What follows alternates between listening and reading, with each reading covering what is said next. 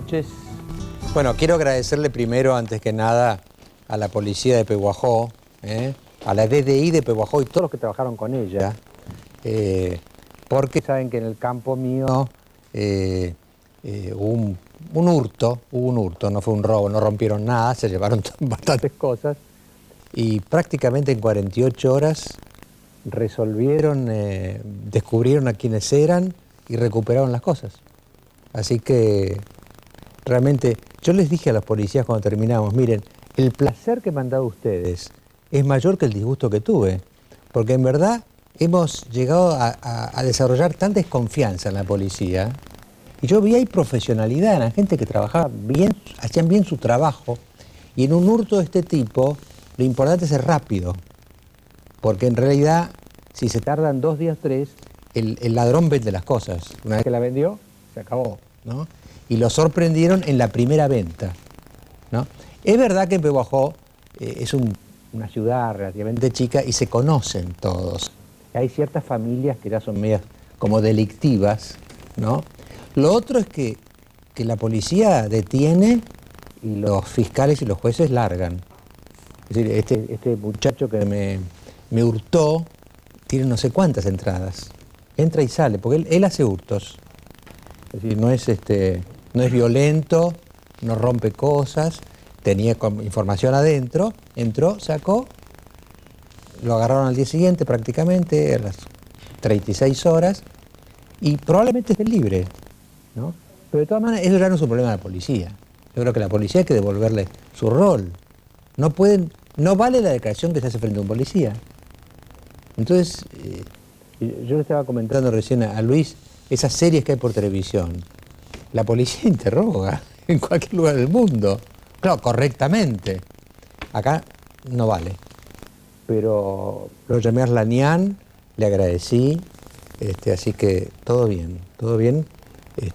Lo único que uno queda un poco inquieto es que alguien contó cómo era adentro, porque de noche se manejaron con mucha facilidad y de noche en el campo es muy difícil manejarse, porque viste que no ves nada, todos los gatos son pardos, pero en fin, fue un final feliz y yo quedé muy contento de cómo terminó y qué rápido terminó, ¿no? Así que yo quiero agradecerle acá a la policía bonaerense, a la policía de Pehuajó, al Ministerio de Seguridad de la provincia de Buenos Aires, porque fue un caso, por lo menos, que terminó bien.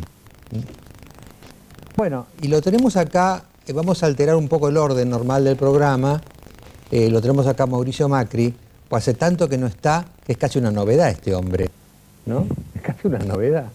Hace mucho que no habla, han pasado tantas cosas, Mauricio, en estos 30... ¿Cuánto tiempo estuvo afuera? Yo estuve 20 días. 20 días, ¿cuántos días? 20 días pasó de todo. Y después vamos a hacer el debate de fondo sobre si quién gana, el gobierno o la inflación. Esto viene después de nuestra conversación con Mauricio. Pasaron muchas cosas, Mauricio. Usted cuando se fue en medio del lío de la borocotización. La borocotización, ¿no? Sí.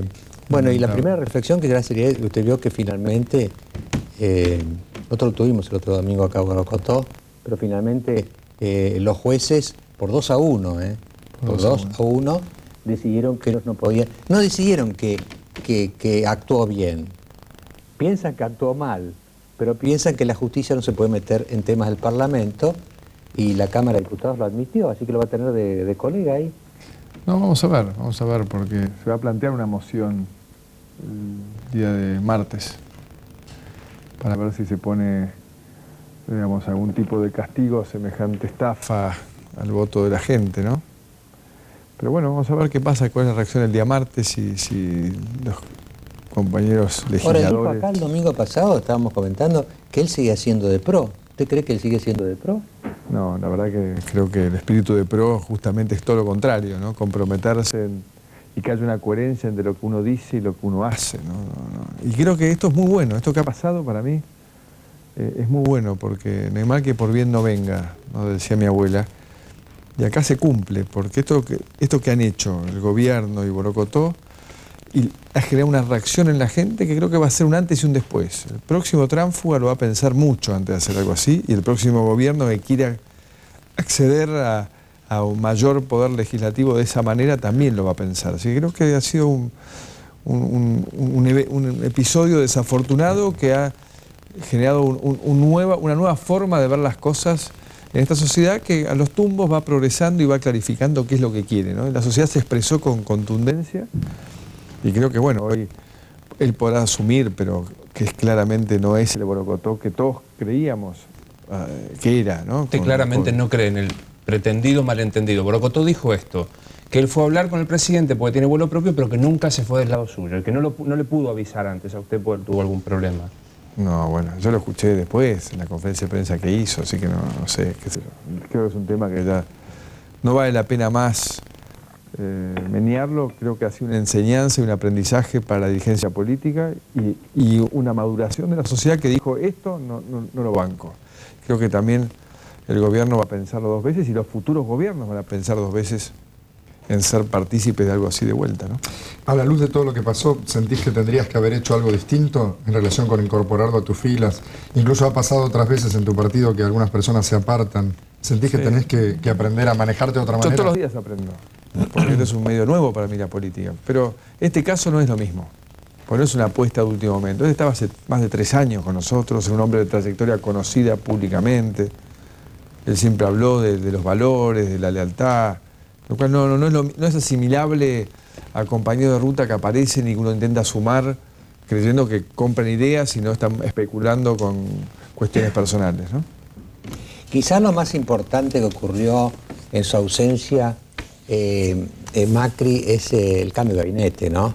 Y en el cambio de gabinete, el alejamiento de Labaña. Yo creo que Labaña se ha ido, yo hice una columna hoy en La Nación, al margen de que uno piense como Labaña o no, la dignidad de Labaña, porque en un momento que estamos que todos casi que se arrastran para mantener posiciones o transfugan este tipo de comportamientos de sumisión, de adulación, de golpe un hombre aparece que dice, yo soy yo tengo mi dignidad. No hay límites. Lo había invitado a IDEA, le dijeron, usted no puede ir a IDEA, fue a IDEA, denunció la cartelización de las obras públicas, no participó en la campaña. Es decir, uno ve de golpe un hombre digno. Yo creo que se va con un capital. Pero más importante que eso, de vuelta hay que entender algo que es importante. El poder, que es un instrumento maravilloso para crear, para modificar la realidad, se supone que en beneficio de aquellos que te delegan el poder, es un instrumento muy complejo de administrar. Entonces, primero, para hacerlo bien, uno debería tener claro de que uno solo no puede hacer todo y tiene que construir un equipo, cosa que la Argentina hoy no construye un equipo.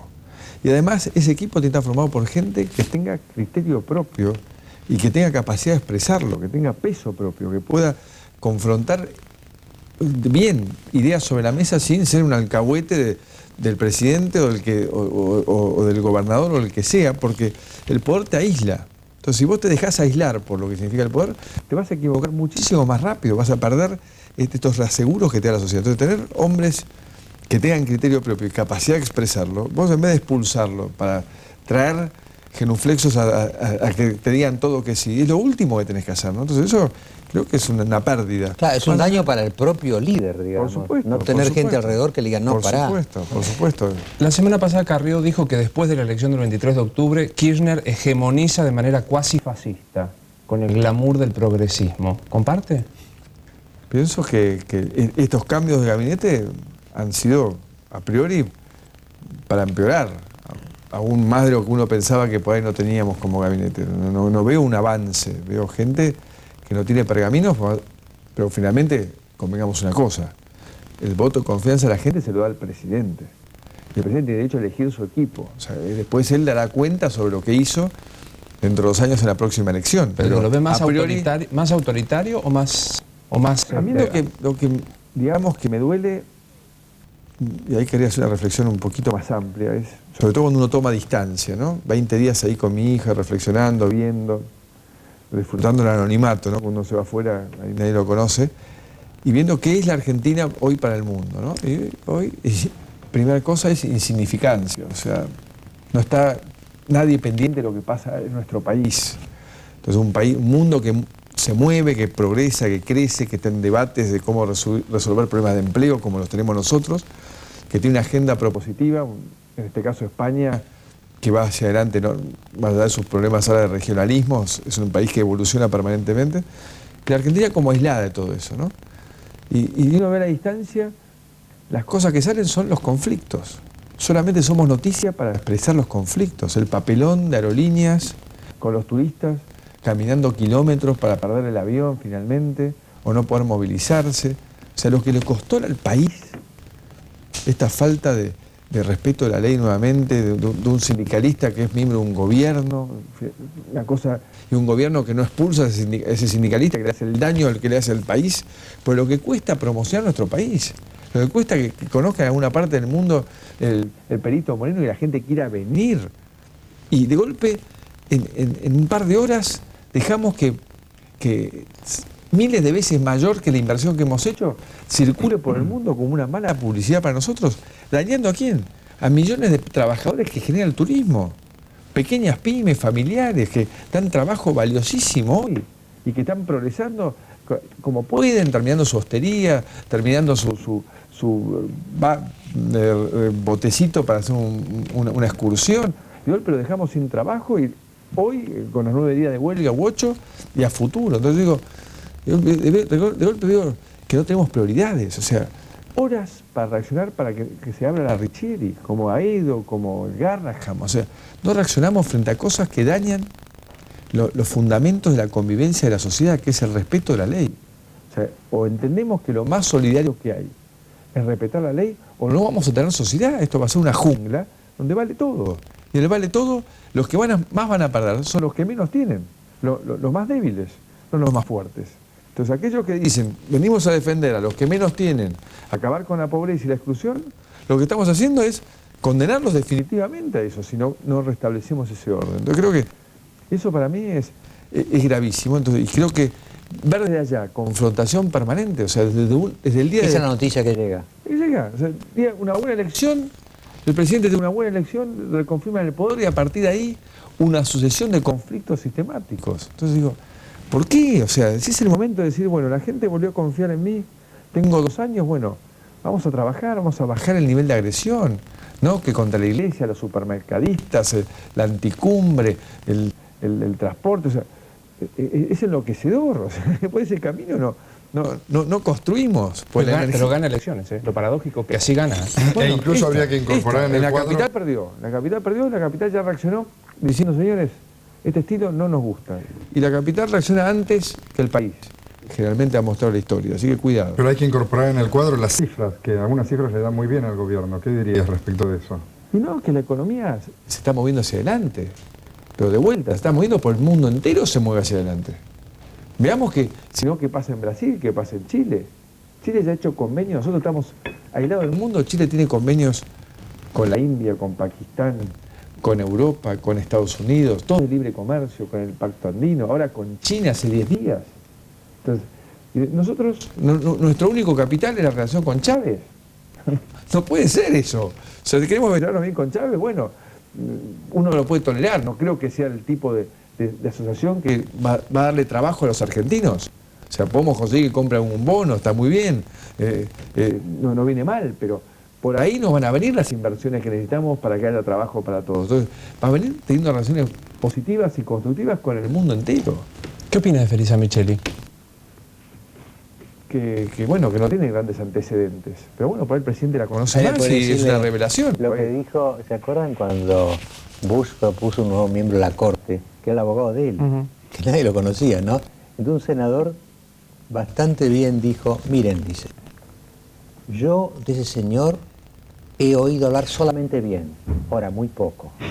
Bueno, pero por eso digo, Felisa Micheli es agradable, pero muy poco. No cerremos. Obviamente no tiene grandes publicaciones ni grandes trabajos hechos en macroeconomía, pero bueno, por ahí funciona, digamos, sí. Ya tiene claro que hay que cuidar el superávit, que hay que tratar de no despilfarrar y que tenemos que ir paulatinamente reduciendo los impuestos distorsivos, como el impuesto al cheque, las retenciones, todas cosas que gravan las pymes y el crecimiento futuro. Bueno, es un punto de partida. Vos estás teniendo ahora, de alguna manera, un rol muy protagónico en el ámbito de la oposición, ¿no? De acuerdo a lo que pasó en Capital y lo que pasó con el roldismo, que de alguna manera se diluyó y antes tenía un rol opositor. ¿A vos te parece que se puede llevar adelante un rol opositor con este tono como suave y en parte conciliador, o que ser opositor significa estar dándole al gobierno siempre en todo lo posible? Yo tengo una visión positiva de la política, o sea, no estoy para pelear todo el día, sobre todo en un ambiente donde el gobierno es el que pelea como si fuese opositor. Estoy para sumar y apoyar cualquier proyecto que vaya adelante, pero también estoy para llamar la atención sobre temas que me preocupan. O sea, a mí me preocupa. Hay dos temas centrales que hoy creo que debemos abocarnos. Uno, el tema de la inflación. Dos, el tema de la seguridad.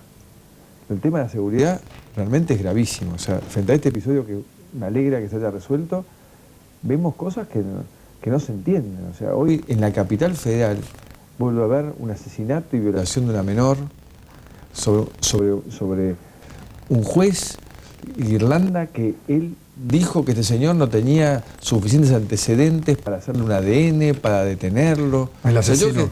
O sea, el asesino que había salido. Entonces yo digo, este juez, yo querría que lo inviten a los medios de comunicación, que se siente, que explique.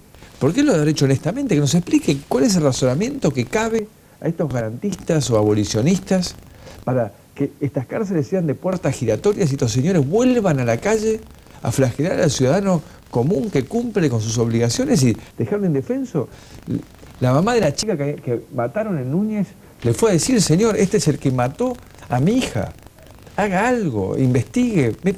No tengo pruebas. O sea, hubo un intento de violación, no se consumó. O sea, usa razonamientos que, claro, uno como ciudadano común, indefenso, que no puede pagar custodia privada, que no puede pagar la vigilancia en la esquina de la casa, no debe saber qué hacer.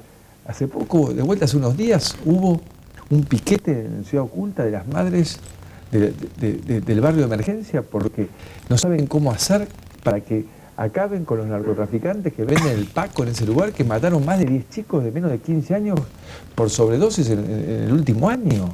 Los tipos comercian con ausencia del Estado. Entonces, hay cosas que realmente están pasando que son alarmantes y como que se habla mucho. Tenemos un ministro de Interior que comenta todo el día, me parece Víctor Hugo relatando el fútbol, pero no relata el fútbol, relata los secuestros, los asesinatos, los robos. Y nunca hay solución, nunca se avanza. O sea, no puede ser que desde el instrumento poder no tomemos conciencia de que la gente necesita que la protejan. O sea, que la gente necesita sentirse segura, porque si tiene miedo, vuelvo a repetir, con el miedo se pierde la libertad, la gente no quiere salir de su casa, no va a trabajar, no va a consumir, no va a producir, no inventa, no crea. O sea, el estado del miedo es lo peor para una sociedad. ¿Se imagina sentado a una mesa con Roberto Labaña pensando en construir hacia adelante? Nosotros ya hemos dicho, tenemos una enorme concepción frentista de convocar, pero es un espacio de propuesta, de ¿Es proyecto. convocable Labaña? Dependerá de él, o sea, hay que pensar que él acaba de salir de un gobierno, hay que ver con qué visión ve las cosas a futuro, qué optimismo tiene acerca de la participación en política. Porque fíjese, Mauricio, que la sensación que teníamos todos hace un mes era que el gobierno, bueno, obtuvo el 39% de los votos, pero que la oposición está fragmentada totalmente, atomizada, ¿no? O sea, había un gobierno relativamente fuerte. Ahora, han pasado varias cosas entonces, porque han pasado. Primero, el radicalismo se despidió de Alfonsín, lo cual es importante. El radicalismo empieza una nueva etapa, ¿no? Hoy va a estar Margarita. Más vale tarde que nunca. Más vale tarde que nunca. Después, se va a Labaña y de golpe queda un referente, que antes estaba dentro del gobierno y ahora está fuera del gobierno, ¿no? El socialismo también da signos muy civilizados. Wiener y todos los demás socialistas. Lichi, el intendente actual, que es muy bueno. El intendente Rosario. Es decir, empieza a ver, no sé si van a enhebrar, pero empieza a ver como signos que no son del todo negativos de cara a la oposición, ¿no?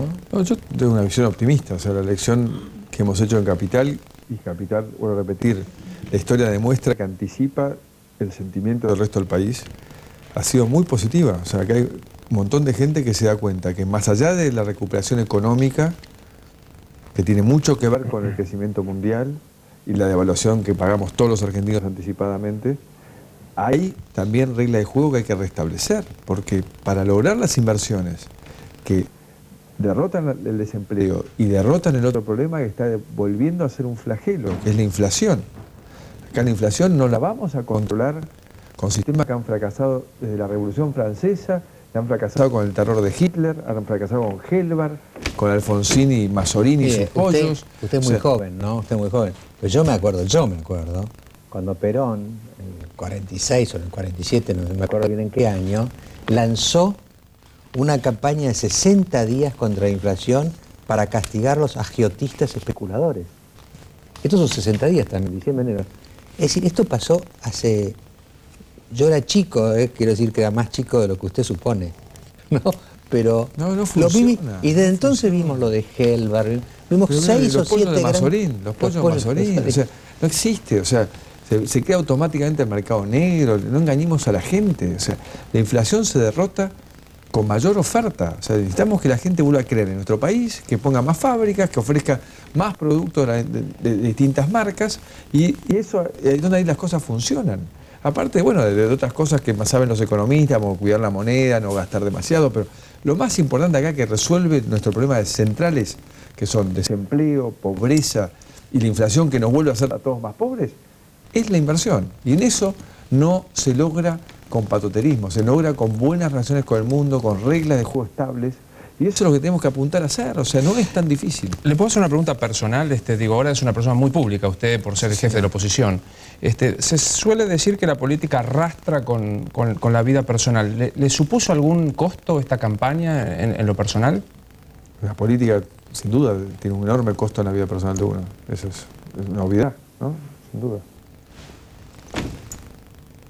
Bueno, ahora justamente después que se vaya Macri, vamos a discutir ese tema, ¿no? Porque el tema que vamos a plantear después de los auspicios es ¿quién va a ganar la pulseada? ¿El gobierno o la inflación? ¿No? Como si fueran dos colosos o dos gladiadores.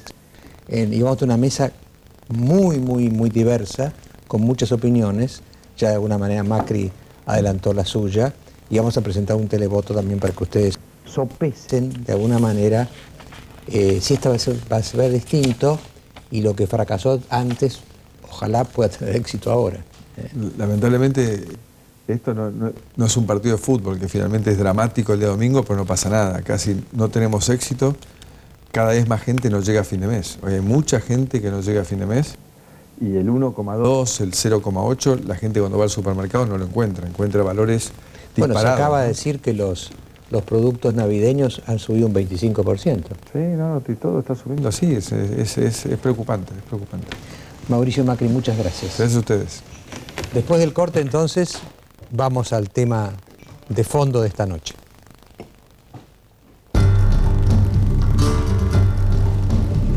¿Usted quién cree que va a ganar? ¿El gobierno o la inflación? Si usted cree que va a ganar el gobierno, llame sin costo adicional al 4110-4181. Si usted cree que va a ganar la inflación, llame sin costo adicional al 4110-4182.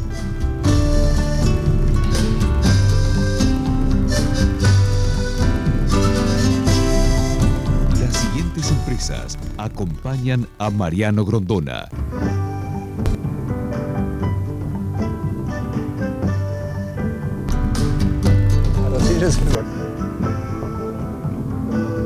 Bueno, yo le decía al final del bloque anterior, ¿no? Que es como algo así como una pelea así mitológica entre dos gigantes. Uno el gobierno, un gobierno que ha dicho, bueno, voy a ir contra la inflación, voy a por ella, y la inflación, un monstruo que conocemos en la Argentina y que hemos tenido varios episodios en que la que ganó fue la inflación. Todos nos acordamos de varias, según la edad que tengamos, de más o de menos episodios en que la inflación finalmente ganó. Entonces este es diría yo, es el planteo que yo querría hacer, ¿no? ¿Quién? Y para eso tengo una mesa, que voy a presentarlos ahora, para discutir con estas políticas que ha hecho el gobierno ahora, que definió en estos días. ¿Van a alcanzar para derrotar la inflación? o va a ganar otra vez en nuestra historia la inflación? Esta es la pregunta que vamos a hacer. Les voy a pedir el televoto y yo, para presentar el tema, que va a ser muy breve, estoy haciendo la manera de un profesor que admiro mucho, que se llama Jorge Domínguez, pero no es el de acá, es el de allá, profesor de Jorge Domínguez de Harvard, que es un cubano, es decir, es norteamericano, pero nacido en Cuba y se fue enseguida de Cuba cuando vino Castro, y que ha hecho un curso, que yo estaba ahí hace un mes o dos, estuve por ahí, un curso en que él, era un curso sobre Fidel Castro, ¿no? Porque él es profesor de estudios latinoamericanos en Harvard. ¿Sabe lo que hace? Un día habla a favor de Castro y da todos los argumentos a favor de Castro. Al otro día habla contra Castro y da todos los argumentos contra Castro. Con lo cual los obliga a los alumnos a pensar. Tienen que pensar y sopesar los argumentos, ¿no? Los argumentos se ponen como una balanza, los platillos se sopesan. Y yo querría imitarlo, Domínguez, ahora en este momento, porque se me ocurren algunas razones a favor del gobierno, algunas razones que lo dan por favorito al gobierno en este combate, y algunas razones que la dan por favorita a la inflación, ¿no? Enumeré algunas acá. El gobierno, por lo pronto, ya desde que el momento que Kirchner lo embiste a coto, piensa que la inflación proviene básicamente del abuso de los comerciantes y de los empresarios. Hay un abuso empresario, un abuso del comercio que se aprovecha de que hay demanda, de que la gente quiere comprar y le carga precios que en verdad son abusivos. Entonces, el razonamiento de Kirchner es este: bueno, si ellos abusan, yo los presiono, los asusto, le mando a los piqueteros, pongo a los intendentes a vigilarlos, le pido al pueblo que vigilen las góndolas, y entonces ellos se sienten presionados. Y van a ceder, en la mentalidad de Kirchner, van a ceder porque ganan más de lo que dicen. Creo que la clave quizá del tema es cuánto ganan de verdad los empresarios, los comerciantes, cuál es su margen real, ¿no? Entonces, lo que dice el presidente es esto: yo les voy a bajar la rentabilidad, no se las voy a eliminar, porque entonces si empiezan a perder se van, no. Pero se las voy a bajar a donde debe ser, a lo que llamaríamos el precio justo. Entonces, como hay un colchón entre lo que ganan o quieren ganar y lo que pueden ganar y deberían ganar, ese margen yo se los voy a quitar. Y pareció darle la razón los propios empresarios, Coto y todo demás, porque bajaron el 15% por lo menos algunos artículos, ¿no? Que sí, entonces la gente dice, bueno, pero entonces tenían margen. Si bajaron 15 y no cerraron los supermercados, tenían un margen, ¿no? Entonces, esto va a contribuir también, naturalmente, piensa el gobierno, a redistribuir mejor la riqueza, porque claro, si ganan menos los empresarios, el consumidor, el que va a la góndola y paga en la caja, va a tener un margen mayor que el que hubiera tenido de no hacerse esta campaña. Es un poco, son, diría yo, los argumentos que uno pondría en un platillo. El platillo es que dicen, esta batalla la va a ganar el gobierno con la política que ha emprendido. Ahora, del otro lado, también hay argumentos. Yo estoy como Jorge Domínguez, ¿no? Entonces, los otros argumentos son más o menos estos. La gente de los supermercados niegan que estén cartelizados. Ellos dijeron inclusive cuando estuvieron con Kirchner ahí, nosotros competimos ferozmente unos con otros. Si compiten ferozmente unos con otros, no están cartelizados, ¿no? Lo cual tendría cierta razonabilidad, porque el supermercado, al vender mucho, tiene márgenes chicos porque vende mucho, ¿no? Cosa que no le pasa al almacén, ¿no? Después hay otro tema que a mí me impresiona mucho, es que yo no sé realmente, hoy hablamos con Kachanowski por la radio, ¿no? Yo no sé si realmente se pueden controlar los precios. Es decir, no es que esté bien o esté mal, no se pueden controlar. ¿Por qué no se pueden controlar? Porque son miles. ¿Saben cuántos precios hay en el sistema? Hay miles y miles de precios, de los artículos más diversos. Fíjense que esto mismo que dijeron vamos a bajar el 15%, todavía no hicieron la lista, hace 2 días que están, y no consiguieron una lista de 50 artículos. Hay miles y miles. Y este es el argumento que siempre tuvo el liberalismo, que en verdad el mercado controla mejor los precios que el Estado. Porque, ¿qué es el Estado? ¿Voy a pensar una vez qué es el Estado? ¿Saben qué es el Estado? Son 4 funcionarios que están ahí. El Estado no es una cosa gigantesca. Seguramente los que controlan todo encima de los precios son, no sé, quizá algunas decenas. Y entonces el argumento es este: millones de personas que compran y venden, que tienen sus gustos, que los van cambiando, que sus ingresos van cambiando, esa constelación infinita de estrellas y de estrellitas no puede ser representada por 4 funcionarios, una lapicera y una computadora. Entonces, esta es la otra cosa. Controlar los precios es ya de por sí una empresa imposible, dirían los que están contra la política actual, ¿no? Y después lo que decíamos también con Macri, tenemos memoria. Yo no sé cuántas van, pero desde que yo de chico lo vi a Perón anunciar la campaña de los 60 días, a hoy hemos tenido por lo menos 7 u 8 congelamientos, que es como si las causas son como el fuego abajo de la cacerola, tapan la cacerola y un día, ¡boom!, salta la cacerola y viene la hiperinflación, el desborde, etcétera, ¿no? Los que están contra esta política del gobierno dicen que en realidad lo que pasa es que las causas de la inflación son otras. No son el abuso de los supermercados o de la góndola. Claro, la góndola es que todo el mundo ve. Uno va a pagar la caja y ahí dice, ¿cómo? Me sale más caro que la semana pasada. Pero en realidad la causa de la inflación son primero la emisión monetaria. Eso lo dicen todos. Es decir, como se quiere tener el dólar a 3 pesos, hay que estar constantemente sosteniéndolo, comprando dólares. El Estado tiene que comprar dólares para sostenerlo arriba. Para comprar emite dinero. Algo lo reabsorbe, pero aparte de ese dinero queda en el sistema. O sea, hay más dinero. Cuando hay más dinero por la misma cantidad de bienes, hay inflación. Es una razón. Y la otra, la que decía Macri recién, la inflación es un desequilibrio entre la oferta y la demanda. Hay más demanda que oferta en la Argentina de hoy. Porque, gracias a Dios, mejoró el nivel de vida mucha gente que sale a comprar y además no tiene dónde ahorrar. Porque fue lo que pasó con los bancos, con el corralito y demás. La gente prefiere salir de vacaciones que poner un plazo fijo. Entonces, toda esa plata se vuelca bajo forma de demanda. Y la oferta no cambia porque no ha habido grandes inversiones que aumenten la oferta. Este desequilibrio entre oferta y demanda genera finalmente la inflación, ¿no es cierto? Entonces las causas son monetaria y de la ley de la oferta y la demanda. Entonces, claro, es inútil pegar donde no está la causa. Usted puede agarrarlo a coto, traerlo acá, podríamos traerlo a coto acá y, por ejemplo, fustigarlo, castigarlo, pegarle, ¿no? ¿Le gustaría? ¿No? Es decir, no, pero hay que verlo a Coto, porque no estuve en la idea con él, ¿no? Coto es un hombre pobre, todo tranquilito, ¿no? Pero podríamos realmente flagelarlo.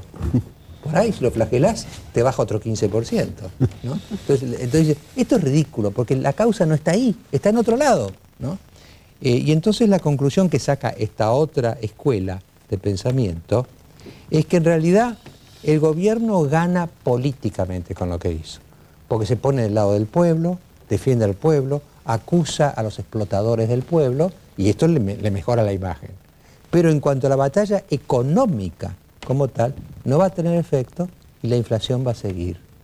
Y el tema de la inflación es que cuando pasa ciertos niveles se hace incontrolable. Yo me acuerdo que hace años, yo ya les cuento cosas viejas, ¿no? Asistí a una discusión que hubo entre Alzogaray, padre, y algunos demócratas cristianos, ¿no? Estaba Fernández Gil, por ejemplo. Y fue una discusión sobre si se podía, porque lo que Micheli dijo eso un poco, ¿no? Tengamos un poquito de inflación, ¿no? Un poquito, 10%, 12%, estimular la economía. Y entonces Alzogaray le decía a Fernández Gil, mire, no hay inflación controlada, porque la inflación por definición es incontrolable una vez que se desata, ¿no? Entonces, esos son los argumentos en los que dicen, no, esta campaña puede ser que políticamente le haga bien al presidente porque lo pone del lado de los consumidores, digamos, políticamente, pero económicamente no va a tener resultados, ¿no? Por eso les pedimos a ustedes que sopesen estas razones, van a intervenir los miembros de la mesa y bueno, ustedes estarán votando. Ahora sí lo repetimos, pero lo pasaron antes. de ansiosos que son. Ahora vamos a pasar la placa al televoto, la verdadera. Usted, ¿quién cree que va a ganar? ¿El gobierno o la inflación? Si usted cree que va a ganar el gobierno, llame sin costo adicional al 4110-4181. Si usted cree que va a ganar la inflación, llame sin costo adicional al 4110-4182. Bueno, les presento la mesa. Tenemos así, señor director, para vaya apuntando a medida que los vamos nombrando. Tenemos a Enrique Sebach, periodista y economista. Tenemos a Claudio Katz, economista. Tenemos a Tomás Bulat, economista. Bueno, tenemos a Miguel Calvete, que contra lo que parece por su expresión, representa a los supermercados chinos. Ahora, ¿cómo hizo Calvete para instalarse en la comunidad china? Después me lo va a contar, porque no tiene aspecto de chino. Usted no tiene nada de chino, ¿no? No. Nada. Representa a los supermercados. Y después tengo a Margarita Solvícer, diputada nacional radical, que la felicito y de paso, han ganado la renovación del partido. El radicalismo se está renovando, es como el post-alfonsinismo lo que viene ahora con Iglesias y la nueva gente, ¿no? Así que ahora piense, Margarita, que usted va a representar el nuevo radicalismo esta noche. No falle, ¿eh? Todo un desafío, ¿eh? Todo un desafío.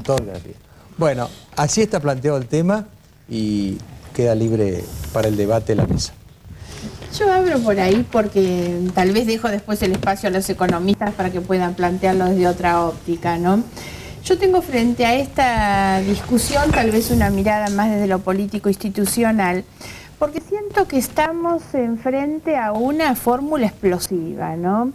Que es concentración de poder y concentración del ingreso, baja calidad institucional y pobreza. Esto es un cóctel explosivo. En algún momento esto explota. La baja calidad institucional significa, entre otras cosas, bajos niveles de control institucional.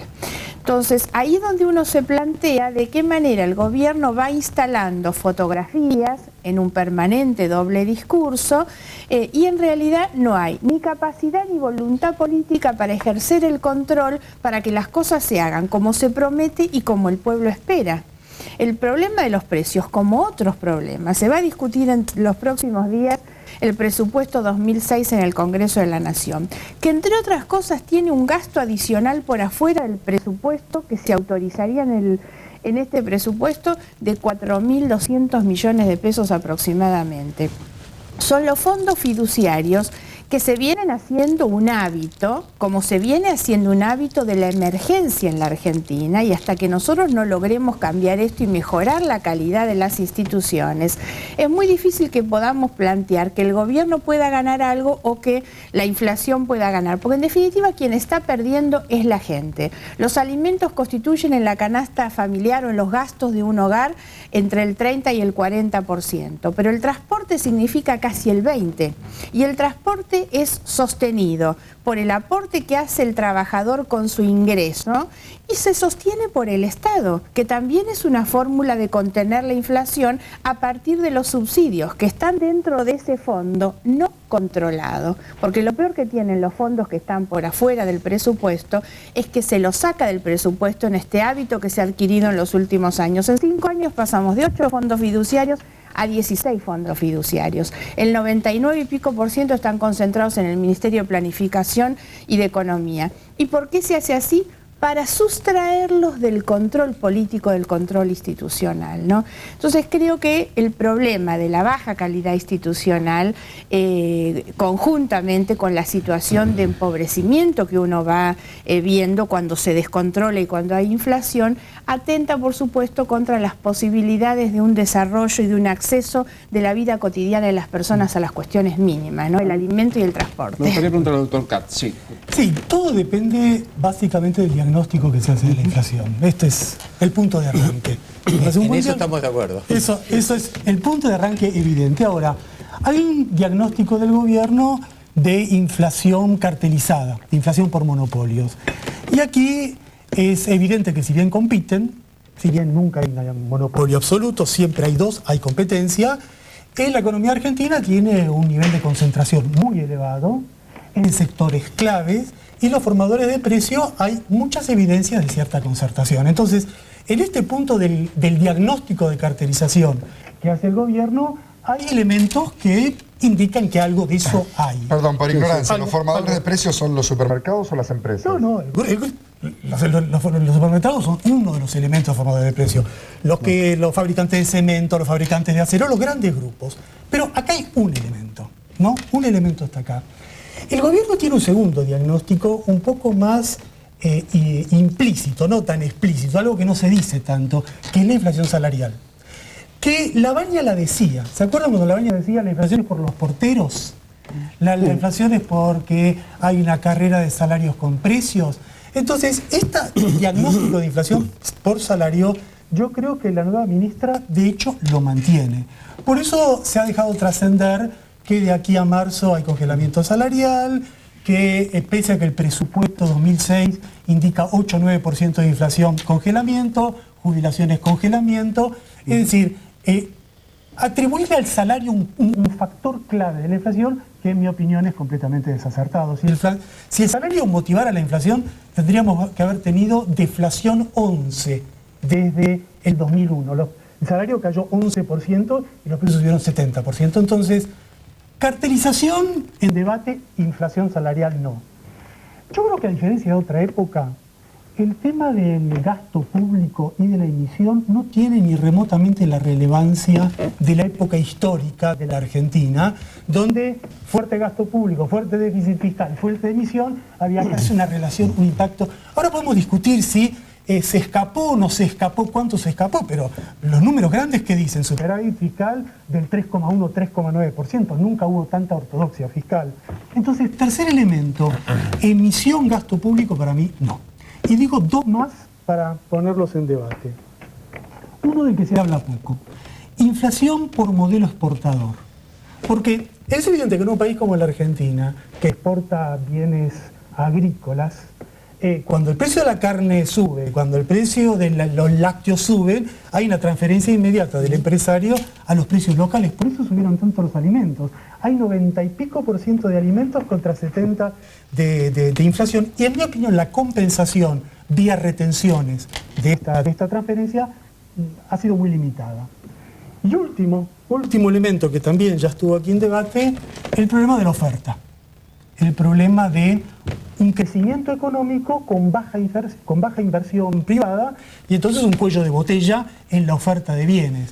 Yo creo que eso está jugando porque venimos de varios años de crecimiento sostenido con inversión privada planchada, pero sin que haya compensación por la inversión pública. Si la inversión privada no está viniendo, ¿no? Después podemos discutir si va a venir, si no va a venir, si hay que seducir.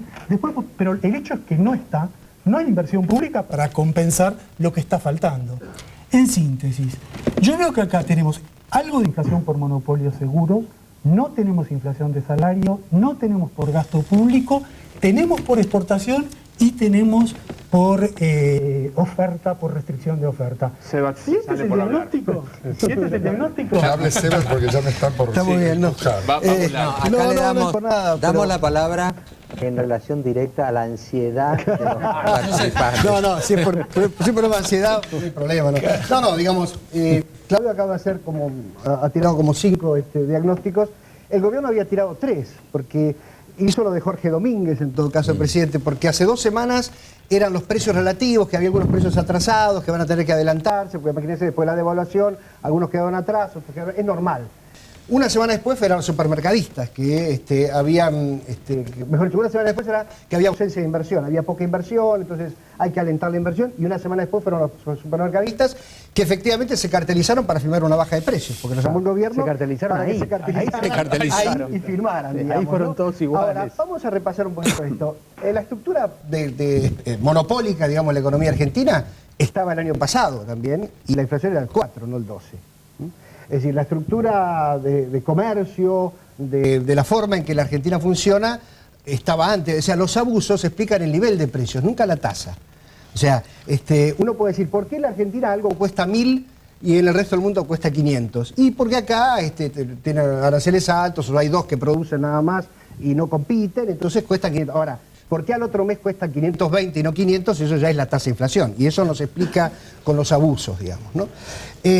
El tema de la ausencia de inversión, miren, en el corto plazo, la inversión está siempre al lado de la demanda. O sea, si mañana Loma Negra quiere aumentar la fábrica, ampliar su fábrica de cemento para producir más cemento, lo primero que hace es demandar cemento. Y demandar hierro y demandar trabajo para construir la fábrica. Así que en ese momento aumenta la demanda, no la oferta. Claro. Solamente hay aumento de oferta por la inversión cuando la inversión se convierte en capital, cuando después de 2 años construyó la planta y ahí sí empieza a ofrecer más cemento. Pero en el corto plazo nunca se puede arreglar un problema de oferta con más inversión, porque la inversión es demanda, digamos, y eso no es ideología. Cuando uno escribe la ecuación de las cuentas nacionales en Economía 1 o en cuentas nacionales, que es la primera materia facultad de la segunda, le dice, mirá, la oferta es lo que uno produce más lo que uno importa y la demanda es lo que uno consume más lo que uno invierte más lo que uno exporta. Y ahí sí entra alguno de los elementos que mencionaba recién Claudio, que uno puede empezar a discutir. Bueno, primero, obviamente la Argentina sostiene el dólar, tiene un dólar caro y por lo tanto importa inflación, porque si Brasil tenía el dólar a 1 a 1, el real 1 a 1 con el peso, si el real salía a 2.90 hace un año, ponele, y en Argentina estaba en 2.90, ahora el real vale 2.30 y en Argentina vale 2.90, todo lo que viene de Brasil es 20-30% más caro, porque obviamente Brasil revaluó su moneda y Argentina la sostuvo. Y todo aquello que Argentina exporta, como exportamos bienes salario, lo que salario dólar caro, este modelo dólar caro es un modelo de salarios bajos, por contrapartida es la inversa de esta historia. Ahora, ninguna de estas cosas, salvo esto de la devaluación de Brasil, insisto, explica niveles, pero no explica por qué. La devaluación fue hace 2 años y la tasa de inflación hace 2 años era el 3% anual y ahora es 12%. Es decir, ¿por qué triplicamos la tasa de inflación? Y ahí sí claramente aparecen un superávit fiscal que se cayó en este año por razones electorales. Es un gobierno que gastó, sigue teniendo superávit, pero tiene mucho menos que antes. O sea, si vos tenías guardado en la cajita 10 y ahora tenés guardado 5, esos 5 los metiste en la economía y generaste aumento de demanda. Un banco central que obviamente convalidó esto con una política monetaria, digamos, expansiva y laxa, y algunos aumentos salariales, seguramente no de los porteros, me imagino, pero digamos, algunos aumentos salariales que, como son muy por encima del crecimiento de la productividad de la economía, se van a los costos y los empresarios pudieron trasladarlo. En otros casos no lo hubieran podido hacer o no hubieran debido hacerlo, digamos. Esto no significa que el salario es la culpa de la inflación, sino que siempre la inflación es un fenómeno monetario fiscal, digamos, nunca es un fenómeno de salarios o del precio de la chicoria o de la zanahoria o de nada. Entonces, la verdad es que la única medida antiinflacionaria que se anunció... Una vez, ya que te cuento anécdota esta noche, una vez le preguntaron al Sogaray, el viejo, ¿no? Había habido otro brote inflacionario, no sé cuándo, y le dicen, ingeniero, ¿y la lechuguita? Dijo. ¿Cómo la lechuguita? Y sí, esta semana fue la lechuguita. Bueno, vos siempre es algo, ¿no? Un expresidente del Banco Central de Uruguay me decía hace 15 días, mira, cuando el ministro de Economía empieza a explicar la tasa de inflación, que un mes la zanahoria, que otro mes la lechuga, que otro mes los porteros, estamos en problemas, porque efectivamente no es así. Ahora, la única medida que anunció el gobierno en ese sentido fue hace 3 semanas, la anunció el ministro Labaña, cuando inmediatamente después de las elecciones dijo, vamos a crear un fondo anticíclico para que todo aquello que sobre desde el punto de vista de impuestos o de recaudación, mejor dicho, no lo gastemos como lo gastamos este año y moderar un poco el gasto por ese lado. Lo que se anunció estos días en términos de alimentos es básicamente un subsidio para la gente que consume alimentos, que obviamente, como decía Margarita, es un porcentaje muy importante de la canasta de la gente de menores recursos, pero no es una política antiinflacionaria. Alfonsín regalaba alimentos en las cajas PAN y tuvo hiperinflación. Doctor, es decir, eso no tiene que ver con esta historia. Entonces yo creo, y cierro con esto, Tomás, es decir, yo creo que básicamente en tu pelea a gobierno contra el monstruo, el único problema en este caso es que el monstruo lo crean los gobiernos. Entonces, claro, no es una pelea... Es el padre contra el hijo. Claro, entonces, el gobierno puede desarmar los monstruos, cosa que en otros casos, en otras mitologías, es más difícil. Y las cosas son bastante comunes. Miremos cómo hacen el resto de los países del mundo que funcionan, y no miremos a Estados Unidos ni Europa, miremos Chile, Brasil, Uruguay, y todos combaten la inflación con políticas fiscales más moderadas y políticas monetarias más moderadas. No hay mucho misterio en esto. Sí, justamente en eso... Bueno, lo que les pasa es que no tienen a Coto. Bueno, pero vos fíjate que con Coto hicieron lo mismo que Jorge Domínguez. Una semana era un monstruo y la otra semana era el benefactor que se sentó a firmar un acuerdo de precios. ¿Cuál era el malo? Ahora, eso no quita, y con esto cierro, que los gobiernos no tengan siempre que vigilar que no haya monopolios, que haya competencia, defender a los consumidores, aunque la inflación fuera cero. Tienen la obligación de vigilar de que no haya compartimiento. Y eso tiene que ver con la institucionalidad. O sea, la Argentina, como no tiene instituciones, estamos así, un presidente que un día se levanta y dice, bueno, hoy hay que controlar los precios, hoy no hay que hacerlo. Dos cositas, gracias Alejandro. Sí, siempre es imparable. Lo primero yo quiero mostrar una cosita, si me permiten, un grafiquito. Este es el gráfico de la inflación anualizada desde enero del 2004 hasta octubre del 2005. Y como ven, no es un saltito, pero es lenta, pero sistemáticamente va subiendo. ¿Sí? No sé si la pueden ver de atrás. Eso está anualizado, o sea que, les digo a los de atrás. Claramente yo quiero incluir algo que se ve, tiene que ver con la calidad. En lugar de institucional. mostrarnos el papel a nosotros, nos mostró la cámara. Y porque me dijeron eso, pero si hemos quieren sido algo así. discriminados realmente. Mire, ahora eso es pensar en el público primero. O sea que digo, ahora no es un muéstrasela al salto. público, ahora muéstrasela al público.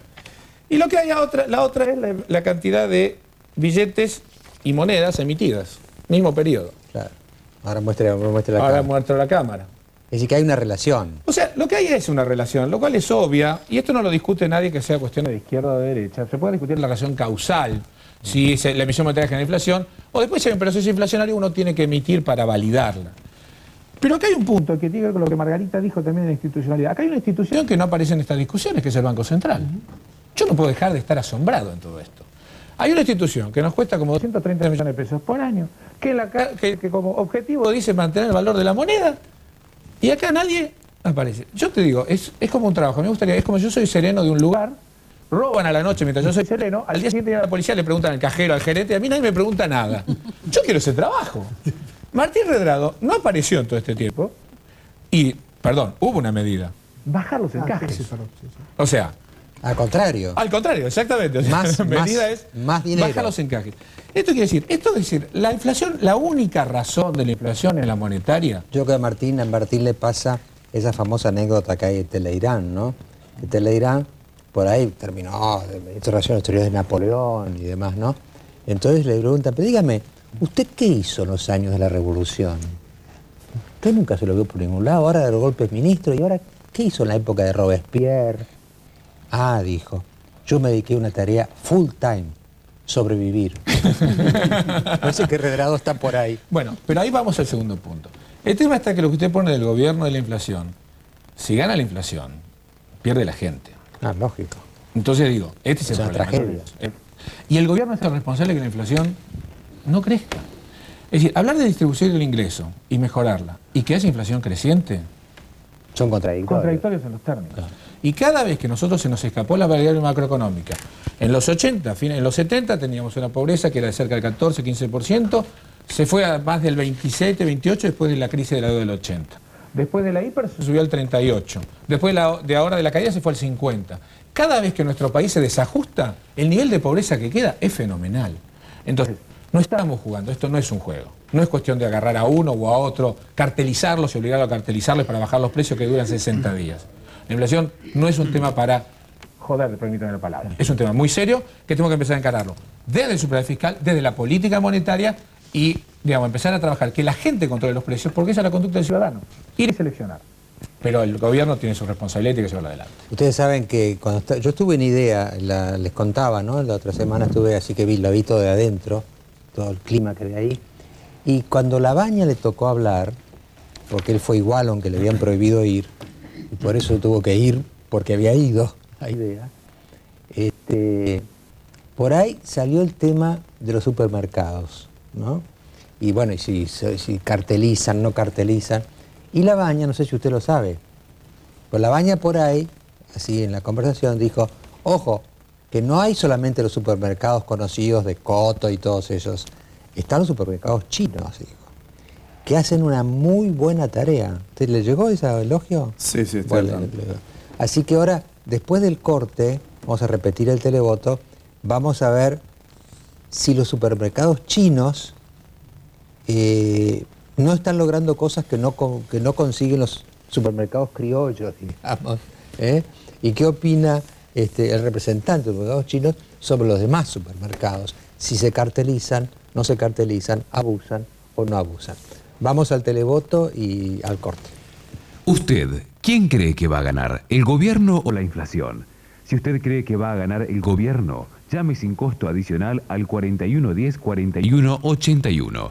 Si usted cree que va a ganar la inflación, llame sin costo adicional al 4110-4182.